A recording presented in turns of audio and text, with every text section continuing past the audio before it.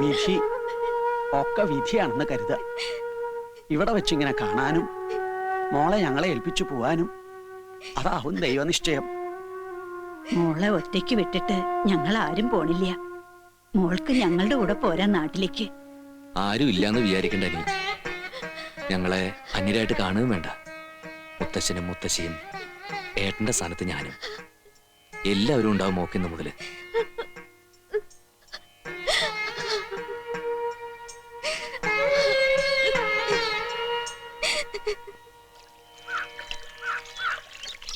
ഇതെപ്പോഴാ വിലപ്പ തീരാ? ഊണ് കഴിക്കുന്ന ഉത്സാഹം ഇതിൽ കാണിച്ചിരുന്നെങ്കിൽ നാളേരം ഉണങ്ങി കൊപ്രയാവേണ്ട സമയമായി. മോളെ, ആ അച്ഛനെ ഇന്നലെ എത്തുന്ന ഞാൻ കരുതിയത്. അന്ന് പോയപ്പോ പറയണ്ടായല്ലോ ശനിയാഴ്ച വരുമെന്ന്. ഇരുട്ടിട്ടും കാണാണ്ടായപ്പോ കൊച്ചുട്ടിനെ വീട്ടിലേക്ക് അയച്ച് നോക്കിപ്പിച്ചു. കോയമ്പത്തൂർന്ന് പോരുമ്പോഴേ വൈകി. പിന്നെ പാതിരാത്രിക്ക് വന്ന് നിന്നെ വിളിച്ചുണർത്തണ്ടെന്ന് കരുതി വീട്ടിൽ തന്നെ ചെന്ന് കിടന്നു. അപ്പടി മാറാലും പൊടിയും പിടിച്ച് കിടക്കായിരിക്കും. 2 ദിവസമായി ജാനുവിനെയും കൂട്ടിച്ചെന്ന് അടിച്ച് വൃത്തിയാക്കണമെന്ന് വിചാരിക്കണു. ഇവിടുന്ന് മാറാൻ നേരം കിട്ടണ്ടേ? അവരൊക്കെ ഇന്ന് എത്തൂലേ? അങ്ങോട്ട് പോകുമ്പോ എന്റെ അടുത്ത് കയറിയിരുന്നു. ഫോൺ ചെയ്തപ്പോ പറഞ്ഞു ഉച്ചയ്ക്ക് മുമ്പ് എത്തുമായിരിക്കും. അച്ഛന് കാപ്പി എടുക്കട്ടെ? രാവിലെ ഒന്നും കഴിച്ചിട്ടുണ്ടാവില്ലല്ലോ. മാവിരിപ്പുണ്ട്, പെട്ടെന്ന് ദോശ ഉണ്ടാക്കാം. സത്യവതിയുടെ പരീക്ഷ കഴിഞ്ഞോ അച്ഛാ? ഇല്ല, എൻട്രൻസിന്റെ പഠിത്തമുണ്ട്. ശ്രീകാന്തോ? വെക്കേഷൻ ആയതുകൊണ്ട് കടയിൽ എന്റെ സഹായത്തിന് വരണുണ്ട്. ഇത്തവണ വരുമ്പോഴെങ്കിലും നിന്നെ കൊണ്ടുവരാൻ ചിറ്റ പറഞ്ഞു. കുറച്ചു ദിവസം അവിടെ വന്ന് നിന്നോടെ നിനക്ക്. വിരോധം ഉണ്ടായിട്ടല്ല അച്ഛാ. ഇവിടെ മുത്തശ്ശന്റെയും മുത്തശ്ശിയുടെയും മഹിയേട്ടന്റെയും എന്ത് കാര്യത്തിന് ഞാൻ വേണം. പിന്നെ കൃഷിപ്പണിയുടെ തിരക്കും. ഒന്നും വേണമെന്ന് വെച്ചിട്ട് ചെയ്തതല്ല അച്ഛൻ. അന്ന് കോയമ്പത്തൂർ ചെന്ന് പെട്ടതും രണ്ടാമതൊരു കല്യാണം കഴിച്ചതൊക്കെ അന്നത്തെ ഓരോ സാഹചര്യം. മരിക്കണവരെ അതിനെപ്പറ്റി ഒരു വാക്ക് ചോദിച്ചിട്ടില്ല നിന്റെ അമ്മ. നിന്റെ അമ്മ മാത്രല്ല, മുത്തശ്ശനും മുത്തശ്ശിയും ആരും. ഒക്കെ എന്റെ തെറ്റാ.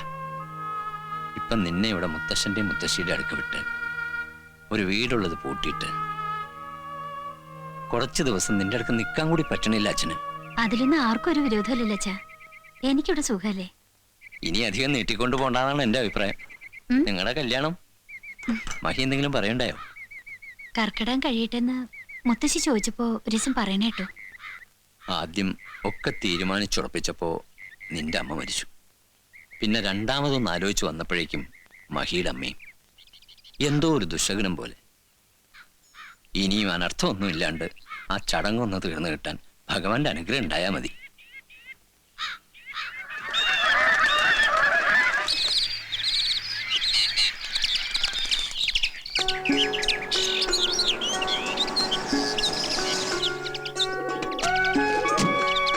ഇറങ്ങിക്കോളൂ. ഇതാ വീട്. സ്വന്തം വീടാണെന്ന് കരുതിക്കോളൂ അല്ലേ മയ്യേട്ടാ? അതെ, നീ ആ പെട്ടിയൊക്കെ എടുത്ത് പുറത്തേക്ക് വെക്ക്. ആ തമ്പുര് പൊട്ടാതെ നോക്കണം. എന്നിട്ട് വണ്ടി ഒന്ന് വൃത്തിയായിട്ട് കഴിക്കോ. ആ കേശുമാമ ഉണ്ടായിരുന്നു ഇവിടെ. ഇന്നലെ വന്നു, കണ്ടിട്ട് പോവാന്ന് കരുതി കാത്തു നിൽക്കുകയായിരുന്നു. കോയമ്പത്തൂര് വിശേഷമൊന്നും ഇല്ലല്ലോ. ഇല്ല, എങ്ങനെയായിരുന്നു യാത്രയൊക്കെ? കേമായി. തഞ്ചാവൂർ 2 ദിവസം ജാസ്തി തങ്ങണ്ടി വന്നേ ഉള്ളൂ. ഏതാ ഈ കുട്ടി? കുറച്ച് ഇരുന്നിട്ടൊക്കെ അല്ലേ പോളൂ. ഒക്കെ വിസ്തരിച്ച് പറയാൻ കേശവാ. വാ.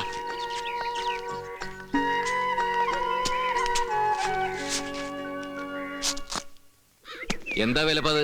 നല്ലോണം വിളയുന്നതിന് മുമ്പ് ഇതൊക്കെ വെട്ടിയിട്ടൂലേ? ഞാൻ വന്നിട്ട് പോരായിരുന്നു തണ്ടാമ്പറമ്പിലെ കയറ്റം. ഇന്നലെ വരെ കാത്തു, പിന്നെ ബാമക്കുഞ്ഞി തന്നെ വന്നു. എന്താടി, എങ്ങനെ ഉണ്ടായിരുന്നു നിന്റെ തനിച്ചുള്ള ഭരണം? ആ ആരാ മഹിട്ടത്? ഏത്? മുത്തശ്ശിയോടൊപ്പം ഒരു പെൺകുട്ടി അകത്തേക്ക് കയറി പോണ കണ്ടല്ലോ. ഓ അതോ, അതൊരു പെൺകുട്ടി. അത് മനസ്സിലായി. അതാരെന്നാ ചോദിച്ചത്? അത് വേണി. ഏത് വേണി? ത്രിവേണി. എടി വാണിമണി വരദായിനി, വാണിമണി വരദായിനി സ്വർഗനന്ദിനി. ആ വാണിയുടെ വകയിൽ അമ്മായിയുടെ മോളായിട്ട് വരും ഈ വേണി. മനുഷ്യന് മനസ്സിലാവുന്ന ഭാഷയിൽ പറയും. മനുഷ്യന് മനസ്സിലാകുന്ന ഭാഷയിലാണ് ഞാൻ പറഞ്ഞത്. ഇനി നിനക്ക് മനസ്സിലാകുന്ന ഭാഷയിൽ ഞാൻ പറയാം. ബാമേച്ചനെ മുത്തശ്ശി വിളിക്കുന്നുണ്ട്. ഓ, ഞാനിപ്പോ നിന്റെ കാര്യം പറഞ്ഞ് കൈ എടുത്തോളൂ. ചെന്ന് മുത്തശ്ശിയോട് ചോദിക്കേ. ആ പോണ പോക്കിൽ ഒരു ദുൽവാലെ ജാഹങ്കാഹി ഇല്ല മഹേട്ടാ. എന്താ പ്രശ്നം? എടാ, പുണ്യപുരാണ കാലങ്ങളിൽ മുതല് പെണ്ണുങ്ങളിൽ മാത്രം കണ്ടുവരുന്ന ഒരു സംഭവത്തിന്റെ പേര് പറ. അത് ഞാനെങ്ങനെ ഓപ്പൺ ആയിട്ട് പറയണേ?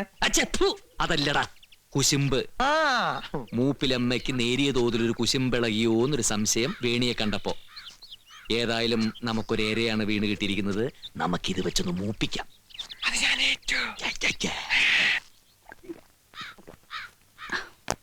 മുത്തശ്ശി എന്നെ വിളിച്ചോ? ആ നീ ഇതെവിടെയായിരുന്നു ബാമേ? അപ്പുറത്തുണ്ടായിരുന്നു മുത്തശ്ശി. ഇതാ ഞാൻ പറഞ്ഞ ബാമ, മഹിയുടെ മുറപ്പെണ്ണ്. ഈ കുട്ടിയുടെ സാധനങ്ങളൊക്കെ നിന്റെ മുറിയിലേക്ക് വെക്ക്. ഇനി ഇവിടെയാ താമസിക്കണേ, അല്ലെങ്കിൽ അത് ശരിയാവില്ല. നിന്റെ ഒരു കൂട്ടം വൃത്തിയും വെടിപ്പും അടുക്കലും പെറുക്കലും ഒക്കെ ആ മോളിൽ തെക്കേപ്പുറത്തെ മുറി വൃത്തിയായിട്ടല്ലേ കിടക്കണേ, അങ്ങോട്ട് കൂട്ടിക്കോളൂ. ആരാ മുത്തശ്ശി ഇത്? തഞ്ചാവൂരപ്പൻ തന്ന പ്രസാദം. ഓ, അവിടേക്കുള്ള അമ്പലത്തില് പെൺകുട്ടികളെ ആവും ഇപ്പൊ പ്രസാദമായിട്ട് കൊടുക്കണത്. അത് ഞാൻ അറിഞ്ഞില്ല. കുട്ടി വരൂ. വെറും വേണിയുള്ളോ അതോ കൃഷ്ണവേണിയോ? വെറും വേണിയേ ഉള്ളൂ. ഇതെന്താ ഇങ്ങനെയൊരു പേര്? തമിഴത്തി കുട്ടികളെ പോലെ. ഞാൻ മലയാളിയാ. അത് മനസ്സിലായി. എവിടെയാ നാട്? ശിവപുരം. പിന്നെങ്ങനെയാ തഞ്ചാവൂരി എന്ന് പെട്ടത്?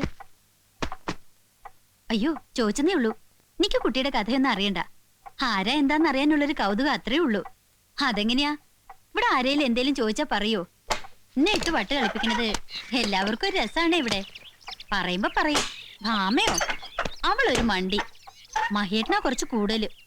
പക്ഷേ എപ്പോഴും എന്തിനും എല്ലാവർക്കും ഭാമ വേണം താനും. ബാമേ, കണ്ടോ, ഭാമ ചത്തുപോയി. ചിരിക്കാൻ പറഞ്ഞല്ല, ഇങ്ങനെ ഓടിച്ചാടി ചിലപ്പോ അതന്നെ ഉണ്ടാവുക. ദാ വരണോ.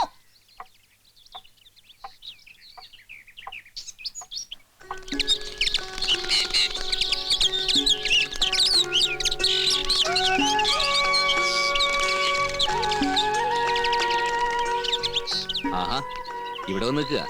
ഞാൻ വെറുതെ. കിളികൾ ഇഷ്ടമാണോ കുട്ടിക്ക്? പ്രാവുണ്ട്.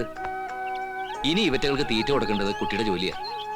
ഇനി മുതൽ ഇത് മോളുടെയും കൂടെ വീടാ. അങ്ങനെ വേണം കരുതാൻ. എല്ലാം ഫ്രീഡം ഉണ്ടാവും കുട്ടിക്കൂടെ. ഞങ്ങളൊക്കെ കൂട്ടിനുണ്ടാവും വിചാരിച്ചോ. എപ്പോഴും മനസ്സിലെ വിഷമങ്ങളൊക്കെ മറന്നു കളഞ്ഞിട്ട് നല്ല മിടുക്കി കുട്ടിയാവണം.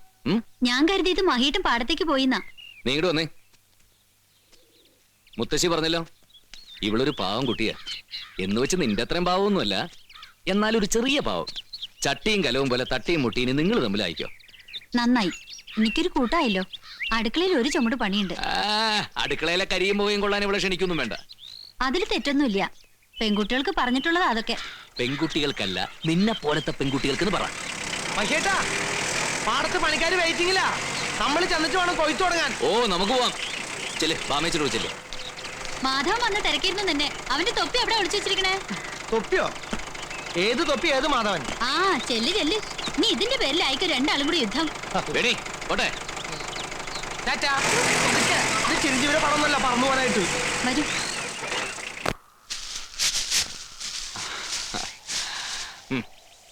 നൂറ് മേനിയാണ് ചെറിയമ്പ്ര. ആ കൈ കൊണ്ട് വിത്തെറിഞ്ഞ കൈപ്പുണ്യാണ്. നമ്മടെ അധ്വാനത്തിന്റെ ഫലം എന്ന് പറ വേലുമൂത്താരെ, അല്ലടാ. അന്നാ തുടങ്ങട്ടെ. ആദിയില്ലല്ലോ ലന്തമില്ലല്ലോ കൊല്ലക്കാലം പോയ യുഗത്തിൽ. ആദിയില്ലല്ലോ ലന്തമില്ലല്ലോ കൊല്ലക്കാലം പോയ യുഗത്തിൽ. ഒച്ചയില്ലല്ലോ ലോശയില്ലല്ലോ കൊല്ലക്കാലം പോയ യുഗത്തിൽ. ഒച്ചയില്ലല്ലോ ലോശയില്ലല്ലോ കൊല്ലക്കാലം പോയ യുഗത്തിൽ. പെണ്ണു വന്നേ ഒരു ഞാറുന്നട്ടേ കൊല്ലക്കാലം പോയ യുഗത്തിൽ. പെണ്ണു വന്നേ ഒരു ഞാറുന്നട്ടേ കൊല്ലക്കാലം പോയ യുഗത്തിൽ. തന്താനേ താനോ തന തന്താനേ താനോ. അയ്യോ, തൊപ്പിയില്ലല്ലോ ഒരു ജോലിയില്ലല്ലോ കൊല്ലക്കാലം പോയി യുഗത്തിൽ. തൊപ്പിയില്ലല്ലോ ഒരു ജോലിയില്ലല്ലോ കൊല്ലക്കാലം പോയി യുഗത്തിൽ. തന്താനേ താനോ. തൊപ്പിക്കല്ല കേറി വാടാ. മഹിയേട്ടനില്ല, ഇടപെടരുത്. എന്റെ തൊപ്പി താടാ. നിങ്ങൾ പണിയെടുത്തോ, ഇത് ഞാൻ നോക്കിയോളാം. തൊപ്പിയില്ലല്ലോ ഒരു ജോലിയില്ലല്ലോ കൊല്ലക്കാലം പോയി യുഗത്തിൽ. നിന്നെ ഞാനിന്ന് കൊല്ലും. എന്റെ ജാതകത്തിലുണ്ട് ഒരു കള്ളനെ കൊന്ന് കോടതി കയറുന്നു. എന്റെ ജാതകത്തിലുണ്ട് ഒരു മന്ദബുദ്ധി പോലീസുകാരന്റെ തല്ലുകൊണ്ട് ഞാൻ ചാവില്ലെന്ന്. ഇതിനു മുമ്പ് എന്റെ 2 തൊപ്പി നീ കട്ടെടുത്തിട്ടില്ല. അതെ, എടുത്തതല്ല. തന്റെ ഒരു തൊപ്പി നമ്മുടെ ഡ്രൈ ക്ലീനിങ് ദാശായനയുടെ വീടിന്റെ ഇടവഴിയിൽ നിന്ന് കിട്ടി. മറ്റേ തൊപ്പി പുഴക്കരയിലെ കള്ളുഷാപ്പിന്റെ ബെഞ്ചിന്റെ അടിയിൽ നിന്ന് കിട്ടി. പിന്നെ ഈ തൊപ്പി മതി മതി മതി, പറയല്ലേ പറയല്ലേ. എന്താ മാധവ അത്? ഒരു പോലീസുകാരൻ പോകാൻ പാടുള്ള സ്ഥലത്തേക്കാണ് താൻ പോകുന്നത്. അയ്യേ, വളരെ മോശം. ഇല്ല മഹേട്ടാ, ഇവൻ കള്ളം പറയാ, പച്ച കള്ളം. അതെ മയ്യേട്ടാ, ഇയാള് പച്ച കള്ളടിച്ചിട്ടാണ് ഈ തൊപ്പി ബെഞ്ചിന്റെ അടിയിൽ മറന്നു വെച്ചത്. ഓടാ, താൻ ഈ തൊപ്പി യൂണിഫോം തട്ടിയെടുത്തല്ലോ. അച്ഛൻ മരണക്കരക്ക് കിടന്ന് പറഞ്ഞതാ, മോനെ നിന്റെ അച്ഛൻ മരിക്കാൻ വേണ്ടി പ്രാർത്ഥിക്കടാ പ്രാർത്ഥിക്കടാന്ന്. എന്നാൽ ആ ജോലി എനിക്ക് കിട്ടുള്ളൂ. അച്ഛൻ മരിച്ചപ്പോ താൻ എന്ത് ചെയ്തേ? താൻ ഏക മകനാന്ന് പറഞ്ഞ ജോലി തട്ടിയെടുത്തില്ലേ? അയ്യേ, അച്ഛന്റെ ഒഫീഷ്യൽ മോൻ ഞാനാ. അതിന്റെ തെളിവായി യൂണിഫോം. ഇത് ഞങ്ങൾക്ക് പാരമ്പര്യമായിട്ട് കിട്ടിയതാ. അപ്പൊ പാരമ്പര്യമായിട്ട് ഈ തൊപ്പി എന്റെ തലയിലിരിക്കട്ടെ, ബാക്കിയുള്ളത് താൻ എടുത്തോ. ഒറ്റ ചവിട്ടിനെ.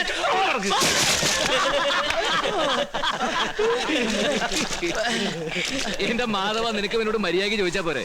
ഞാനൊരു പോലീസുകാരനല്ലേ മഹിയേട്ട, പിന്നെ എങ്ങനെയാ മര്യാദയ്ക്ക് സംസാരിക്കുക? പിടിച്ചു നിൽക്കാൻ വേണ്ടി ഞാൻ ടഫായതാ. ലക്ഷ്മണ, ആ തൊപ്പി കൊടുക്ക്. ഇത് ഞാൻ കൊടുക്കില്ല മഹിയേട്ടാ. കൊടുക്കടാ. മഹിയേട്ടൻ പറഞ്ഞതിന്റെ ബെല്ല് കൊടുക്കാം. എന്തായാലും എന്നെ കൊണ്ട് പോലീസുകാരനാവാൻ പറ്റില്ല. പക്ഷെ പോലീസുകാരൻ്റെ ഒരു സെലൂട്ട് കിട്ടിയാൽ എങ്ങനെയുണ്ട് നോക്കാം. ഒരു സെലൂട്ട് തരണെങ്കിൽ ഈ തൊപ്പി ഞാൻ തരാം. നിന്നെ ഞാൻ സല്യൂട്ട് ചെയ്യേ. അല്ലെങ്കിൽ തൊപ്പി ഒന്ന് ചെയ്തേക്ക് മാധവ. രാഷ്ട്രീയക്കാരെ സല്യൂട്ട് ചെയ്യുന്നില്ലേ? അതിലും ഭേദമല്ലേ സ്വന്തം അഞ്ചനല്ലേ? ചെയ്യാം, പക്ഷെ എന്റെ തൊപ്പി തരുമെന്ന് എന്താ ഉറപ്പ്? ഒരു സെലൂട്ട് തരാണെങ്കിൽ എന്റെ അമ്മയാണ് സത്യം, ഈ തൊപ്പി ഞാൻ തരാം. ഞാൻ വിശ്വസിക്കില്ല. മഹിയേട്ടൻ പറഞ്ഞാൽ എന്റെ വാക്ക്. പഴയ ചാക്കും. മിണ്ടാ, ഒരു സല്യൂട്ട് കൊടുത്തേ. ഇങ്ങനെയല്ല, കാല് പൊക്കിയടി.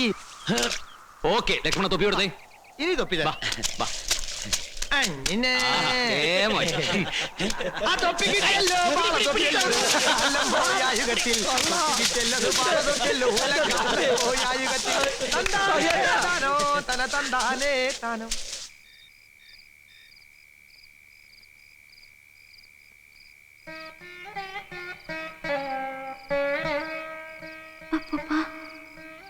അപ്പൂപ്പൻ അറിയുന്നുണ്ടാവോ ഞാനിപ്പോ എവിടെയാണെന്ന്? ഏതെങ്കിലും ലോകത്തെന്ന് അപ്പൂപ്പൻ കാണുന്നുണ്ടോ എന്നെ? ഈ വീട്ടിലെല്ലാവർക്കും എന്നോട് സ്നേഹ. ഇപ്പൊ എനിക്ക് സന്തോഷാണോ സങ്കടാണോ ചോദിച്ചാ എനിക്കറിയില്ല.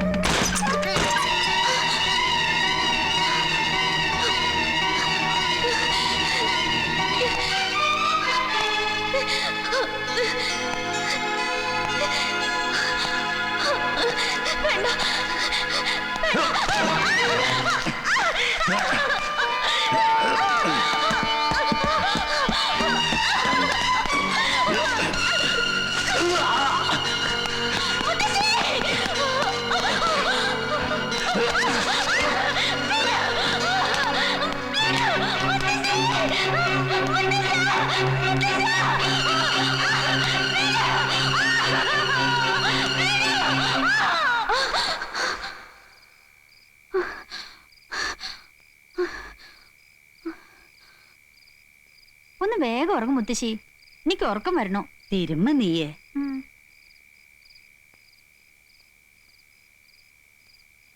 എന്താ കുട്ടി, ഉറങ്ങിയില്ലേ? ആ മുറിയില് ഒറ്റയ്ക്ക് കിടക്കാൻ പേടിയാവുന്നു. പരിചയമില്ലാത്ത സ്ഥലല്ലേ, അതുകൊണ്ടാവും. ഇവിടെ കിടന്നോളൂ. ബാമേ, ഒരു കോസരി ഇവിടെ വിരിച്ചു കൊടുക്കൂ കുട്ടിക്ക്. ഓ, ഇള്ള കുട്ടിയല്ലേ, ഒറ്റയ്ക്ക് കിടന്ന പേടിക്കാൻ. നാമം ജപിച്ച് കണ്ണടച്ച് കിടന്നാ മതി, ഉറക്കം വരും. ഓ, നീ അധികം പറയണ്ട. നീ എന്നോട്ട് എന്റെ അടുത്തുനിന്ന് മാറിക്കിടന്നു തുടങ്ങിയത്. പേടിയില്ലാത്ത ഒരാള് മാത്രോ? വയസ്സറിയിക്കണേന്റെ തലേന്ന് വരെ കിടക്കയില് മുള്ളി എന്നെ മൂത്രത്തില് കുളിപ്പിച്ചിട്ടുള്ള ആളാ മുത്തശ്ശി. എനിക്കല്ലേ? അപ്പോഴേക്കും പിണങ്ങി. എന്റെ കാലൊന്ന് തിരുമു കുട്ടിയേ. എനിക്ക് വയ്യ. മുത്തശ്ശിയുടെ ഇള്ളക്കുട്ടിയോട് പറ തിരുമ്മി തരാൻ. ഓ,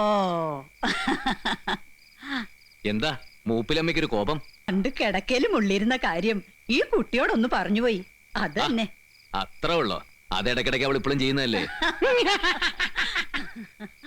മോൾ ഉറങ്ങിയില്ല ഇതുവരെ? ഞാനൊരു ദുസ്വപ്നം കണ്ടു. ആ സുബ്രഹ്മണ്യം അതും ഇതുമൊക്കെ ആലോചിച്ച് കിടന്നിട്ടാവും. ഈ മുറിയിൽ കിടന്നോളൂ, ദുസ്വപ്നം ഒന്നും കാണില്ല. മുത്തശ്ശിയുടെ മുറിക്ക് അങ്ങനെ ഒരു പ്രത്യേകതയുണ്ട്. ആരും കുട്ടിയെ പിടിക്കാൻ ഇവിടെ വരില്ല. വന്നാലും ഞങ്ങൾ ആരും കുട്ടിയെ വിട്ടുകൊടുക്കുകയില്ല ആർക്കും. പോരെ, പ്രാർത്ഥിച്ചു കിടന്നോളൂ.